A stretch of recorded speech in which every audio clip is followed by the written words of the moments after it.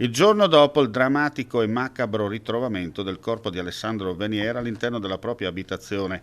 Siamo tornati al civico 47 di via dei Lotti in Borgo Taboga, Gemona del Friuli.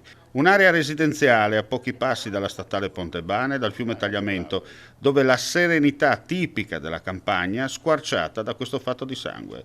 La calma dopo la tempesta, bocche cucite da parte dei vicini che non rilasciano dichiarazioni alla stampa, salvo qualche eccezione a distanza che emette qualche flebile parola, ma nulla più, rimarcando il fatto che la vera vittima è la signora Lorena, che ha subito per anni un figlio orco padrone, capace solo di sottometterla alle sue volontà.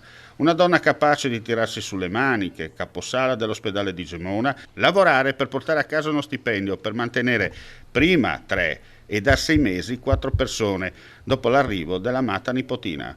Lorena era una persona conosciuta all'interno dell'ambiente sanitario e anche probabilmente nella borgata.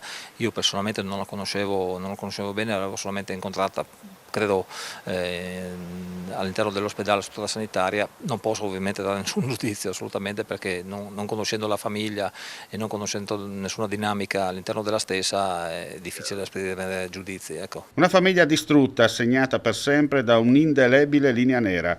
Ora gli occhi puntati sulla piccola di 6 mesi, altra protagonista di questa triste vicenda a sua insaputa data l'età, affidata ai servizi sociali, con il comune in prima linea da subito per cercare di darle un futuro migliore. Nel dramma che ha coinvolto questa famiglia, che di fatto è una famiglia distrutta, la nostra principale attenzione in questo momento è per la bambina, ha solo 6 mesi di vita, quindi stiamo cercando ovviamente assieme ai servizi sociali del comune di gestire la situazione al meglio, lo stiamo facendo e qui va la nostra più grande attenzione in questo momento, sta preparando per lei un percorso di vita ovviamente migliore di quello che avrebbe dovuto affrontare.